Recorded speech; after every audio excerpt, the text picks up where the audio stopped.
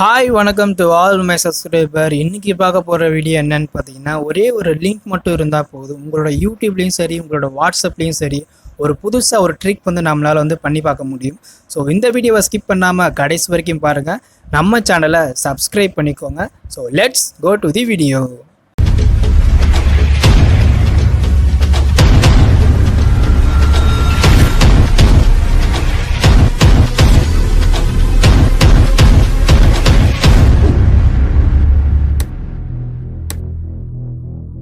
First video என்னென்னு பார்த்தீங்கன்னா, உங்களோட யூடியூப் வந்து ஓப்பன் பண்ணிக்கோங்க. ஓப்பன் பண்ணதும் பார்த்தீங்கன்னா நிறைய வீடியோஸ் இருக்கும். அதில் நீங்கள் எந்த வீடியோவை கிளிக் பண்ணாலும் பார்த்தீங்கன்னா ஃபஸ்ட்டுலேருந்து தான் உங்களால் வந்து ப்ளே பண்ணி பார்க்க முடியும். ஸோ நான் சொல்கிற டிக் யூஸ் பண்ணிங்கன்னா எந்த மினிட்ஸ்லேருந்து பார்க்கணுமோ அது வந்து உங்களோட ஃப்ரெண்ட்ஸுக்கு ஷேர் பண்ணும்போது அந்த மினிட்லேருந்து அவங்களாலையும் பார்த்துக்க முடியும்.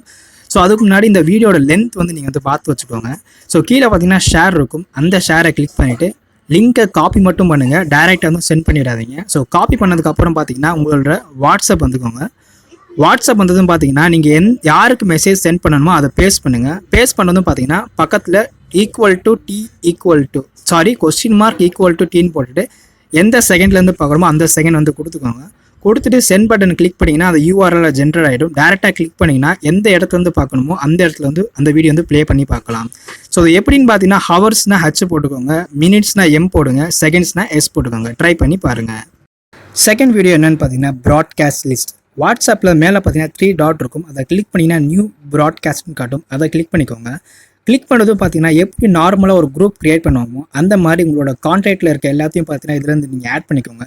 ஸோ ஆட் பண்ணால என்ன யூஸ்ன்னு பார்த்தீங்கன்னா வாட்ஸ்அப்பில் ஒரே ஒரு எஸ்எம்எஸ்ஸை உங்களால் வந்து 5 தடவை மட்டும் தான் வந்து அனுப்ப முடியும். ஸோ இந்த மாதிரி ஒரு நியூ ப்ராட்காஸ்ட் நீங்கள் ஓப்பன் பண்ணிவிட்டு உங்களோட கான்டாக்டில் இருக்க எல்லாத்தையும் நீங்கள் வந்து ஆட் பண்ணி வச்சுட்டிங்கன்னா நீங்கள் எந்த எஸ்எம்எஸ்ஸை ஷேர் பண்ணணுமோ அந்த எஸ்எம்எஸ்ஸை ஷேர் பண்ணிங்கன்னா பர்சனலாக உங்களுக்கு எப்படி தனியாக ஒரு எஸ்எம்எஸ் வருதோ அந்த மாதிரி பார்த்தீங்கன்னா தனியாகவே போகும்.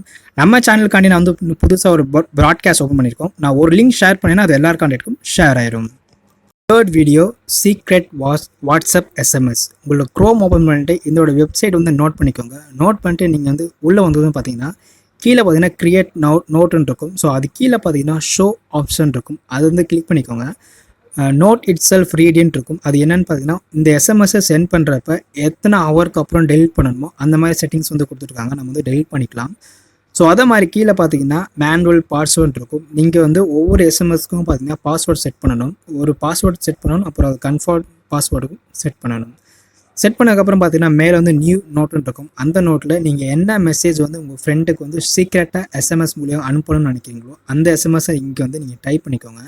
ஸோ டைப் பண்ணி முடிச்சதும் பார்த்தீங்கன்னா கீழே பார்த்தீங்கன்னா க்ரியேட் நோட்டுன்னு இருக்கும்.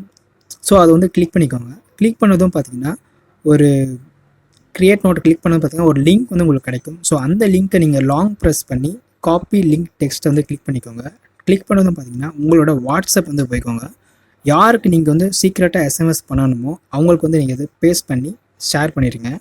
ஸோ ஷேர் பண்ணிவிட்டு அவங்களும் கிளிக் பண்ணி பார்த்தாங்கன்னா ஸோ அந்த வெப்சைட் பார்த்தீங்கன்னா டேரெக்டாக உங்களுக்கு வந்து போயிடும். ஸோ டேரெக்டாக அந்த வெப்சைட் போனதும் பார்த்தீங்கன்னா நம்ம வந்து பாஸ்வேர்ட் செட் பண்ணியிருக்கோம். ஸோ அந்த பாஸ்வேர்ட் நீங்கள் அவங்களுக்கு தான் ஷேர் பண்ணிவிடுங்க.